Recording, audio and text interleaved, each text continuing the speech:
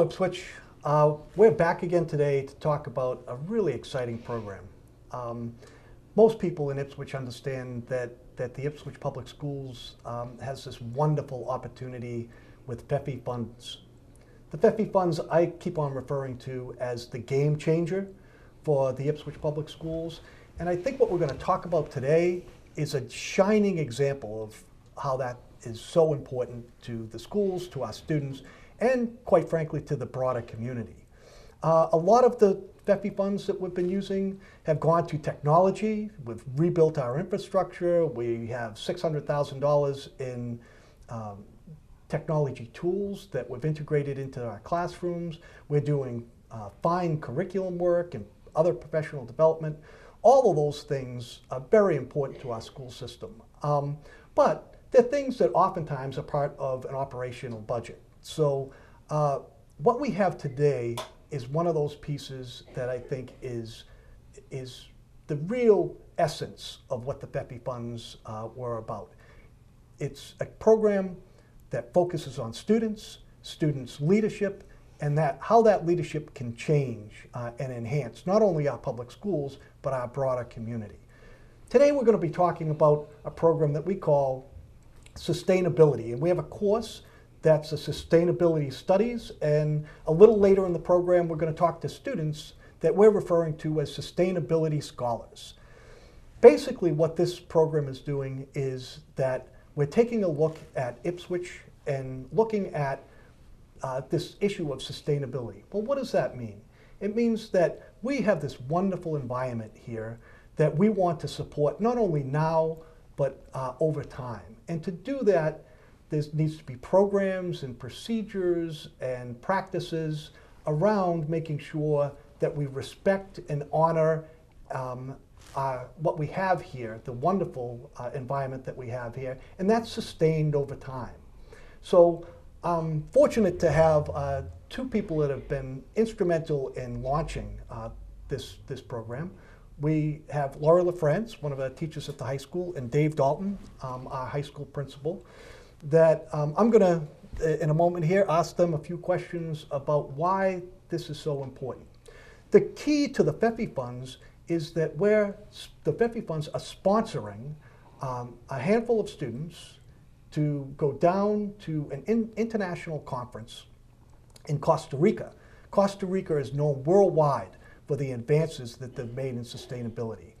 Our students are going to go to multiple sites that reflect the fine work that's happened in Costa Rica, and then go through a conference, an international conference with bright, articulate, like-minded students from across the world. So I'm going to start probably with Laurie. If you could tell us a little bit about the program, the course that's associated with the program, and why you've taken this on as a project.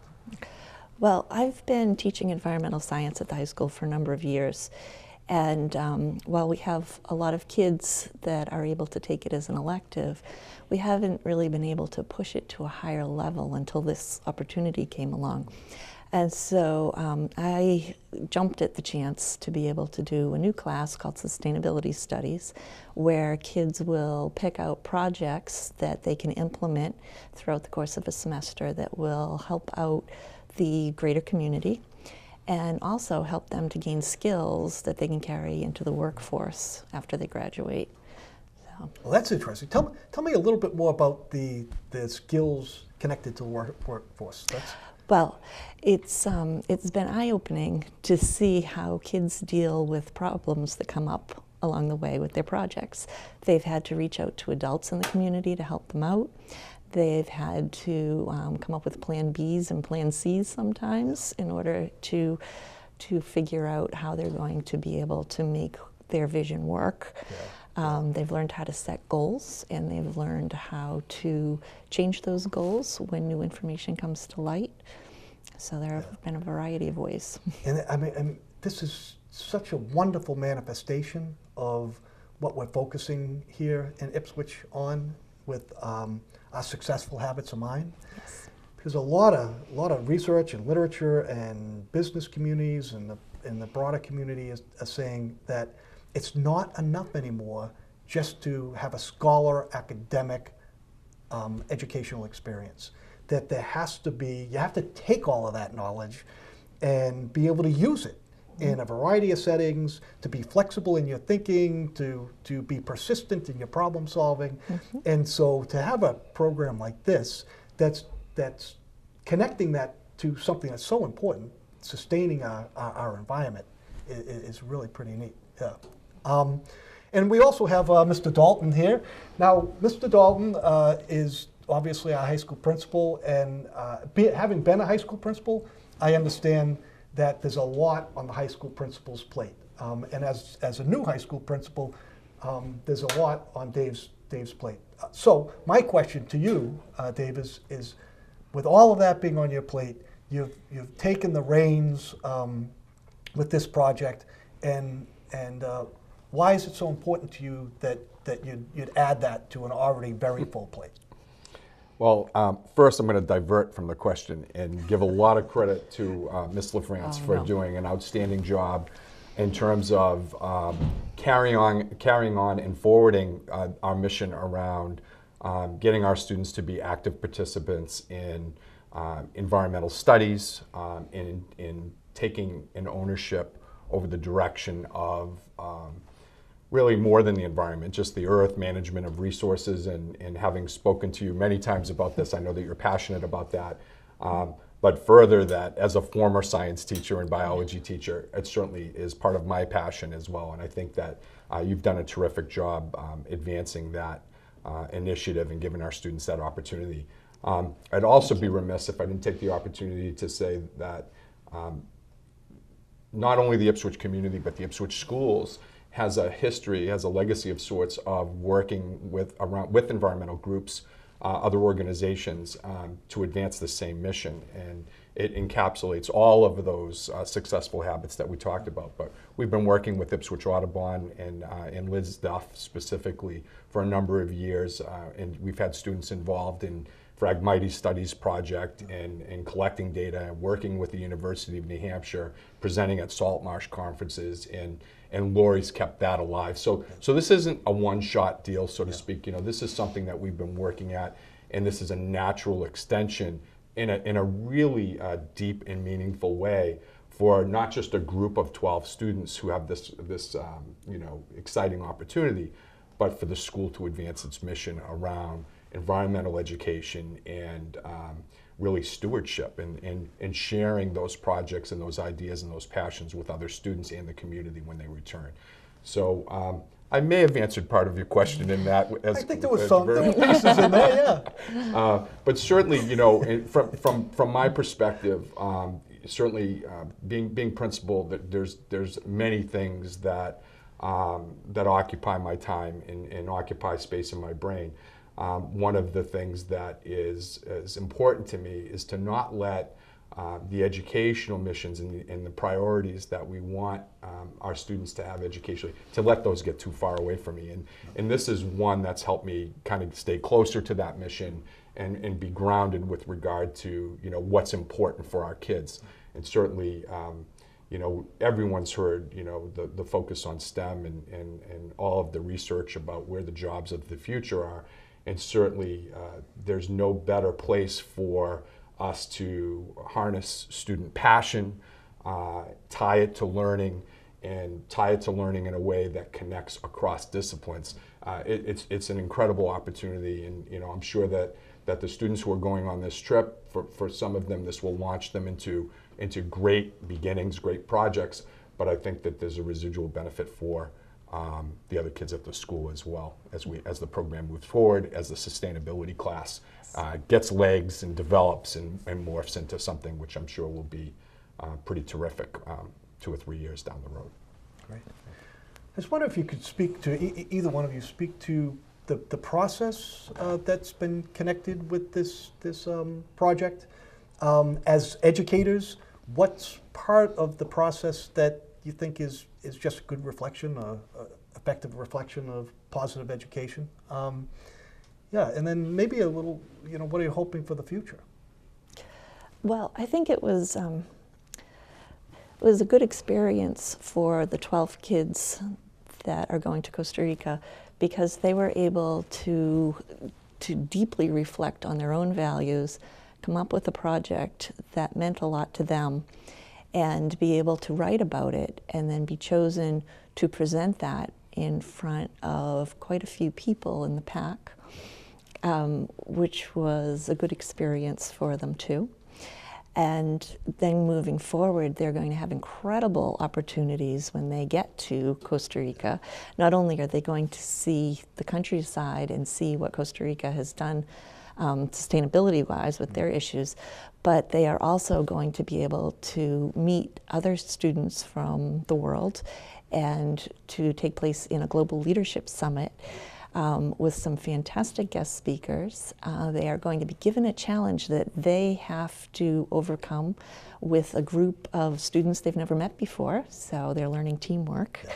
And then they're going to be able to take all of those skills home and be able to implement them here too. So I think the whole thing just speaks to an incredible educational experience. Yeah. It's exciting. Yes. I'm a little jealous myself, I have to say. Dave, any thoughts on that? Well, certainly everything that Laurie said is relevant, but for my thinking, this is the beginning of what I hope is a way of thinking about engaging students in the learning process. And while this is a specific example related to environmental sustainability, I would hope that we can build similar types of pathways or programs for students in other areas of science, in other areas of math, and across the humanities in general. So, certainly the FEFIs is an opportunity to create some creative opportunities around that, and I hope we can continue to do that. I know that there are many students who would be chomping at the bit for similar opportunities related to political studies, studying world problems that face all of us, whether they be science related or not. They could be just human impact types of topics. And I know firsthand from being in a school full of adolescents who are passionate about their beliefs, and having my own students, my own children at home who are students, that they're really passionate and they're looking for outlets that move beyond the traditional sorts of classroom studies that happen. And when they have the opportunity to apply what they're learning in a classroom to a real world setting and to engage with students who are like-minded in terms of their mission and their ideas, it fuels their passion even further. And I think that opportunity to ignite students' interests and to get them thinking about career paths and to meet people that share those ideas is incredibly rewarding and really becomes the launching pad for those kids going forward. And again, not just to the individuals involved with the programs, but as they talk about it and as they do work that other students see, it raises the bar for everybody around them, and there's just a long-term benefit for everybody. Well, it does. You know what? I think this is, I've talked a lot in my career about high leverage points, things that if you do it well, the residual impact is extensive. And for me, this project is one of those things. It's wonderful for the students that are going. It's wonderful for what they can do when they get back. It's wonderful for us as educators to be able to see how you take real world problems and create an academic experience for students around that's engaging, that builds the ownership, because one of the things that's critically important to effective education is that ownership, that I feel like I'm doing something that makes sense to me. As we move forward as a school district to try to find and create those pathways where students can learn, the traditional scholar academic pieces, but learn it in an environment where they can connect to their passion, that they can be solving real problems. That makes all the difference in the world. So I guess I'm going to wrap up by thanking both of you. This never could have happened without your support, your past support, your present support, the support that will need it, and I'm confident will happen in the future. This is something that I feel is going to really enhance what we're doing at Ipswich Public Schools, not only in the high school, but I think as we look, pre-K through 12. So thank you both. In a moment here, we're going to be able to meet with 4 of our sustainability scholars. They're going to tell you a little bit about the process they went through to get awarded this opportunity and the projects that are associated with that process. So stay tuned. We have 4 exciting young people that are going to speak to you next.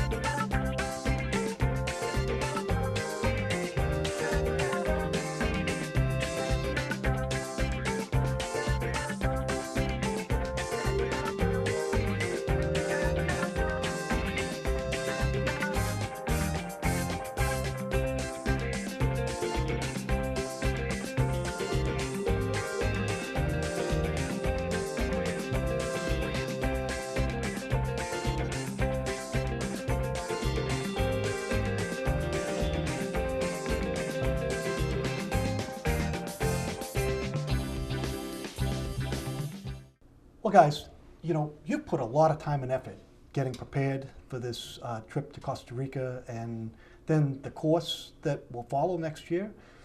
I guess my question is, why do you feel so passionately about sustainability and what it means to Ipswich? You mind telling me a little bit about that? I feel like when you go places or when you travel and you see things that, like when you go to the beach and there's trash there, then you think to yourself like, oh, that shouldn't be there. So then it kind of just like snowballs into things of ideas of how you could change that and just try to make the world a better place that way. And it's also like a really central and wide idea, especially with all the kids coming together in Costa Rica, all sharing the same idea and passion. Yeah. I think I really feel passionate about sustainability because it's one of the most important environmental issues because it involves so much of the environment. Sustainability has to do with a lot of different environmental issues. For instance, the Ipswich River to lost their diseases and to like plastic cup. Yeah. Like sustainability has to do with a lot of different issues. Right, right. Well, my mom's an environmental lawyer, so she always has me thinking about how does flushing the toilet too much or how taking those extra 5 minutes in the shower, how that affects the environment. So she always has me thinking about that. So I think she's gotten me to see how I can make a change in my community just by, telling little kids about this problem so they know and other people know. As a kid, I was always involved in animal advocacy, so working with the MSPCA and HSUS, so that's always been a part of my life. So when I found out about the environmental competition to go to this seminar in Costa Rica, I thought it was a really great opportunity because not only will we be learning about the environment and different things we can do in our own community, but then also learning about how that affects the animals, which has always been a big part of my life. Yeah. It's Ipswich too is a community that's been very involved with sustainability. Just the land purchases and open spaces that the community has invested in.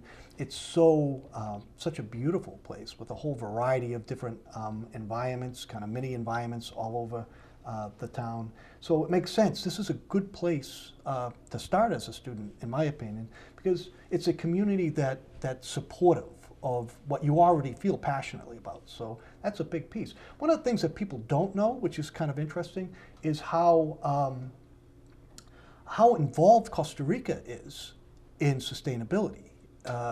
We look at a country that we may not connect with being so forward thinking, but my understanding is you'll go, not only is the conference important, but during the conference you'll be going to settings that are a reflection of what Costa Rica has done with sustainability.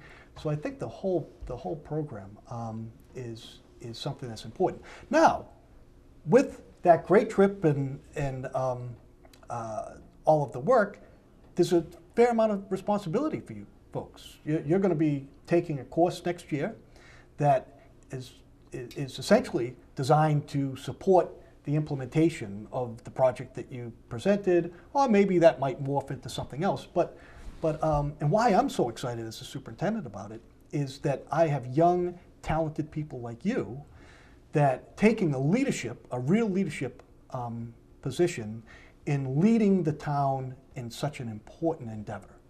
So I want to thank you for what you've already done.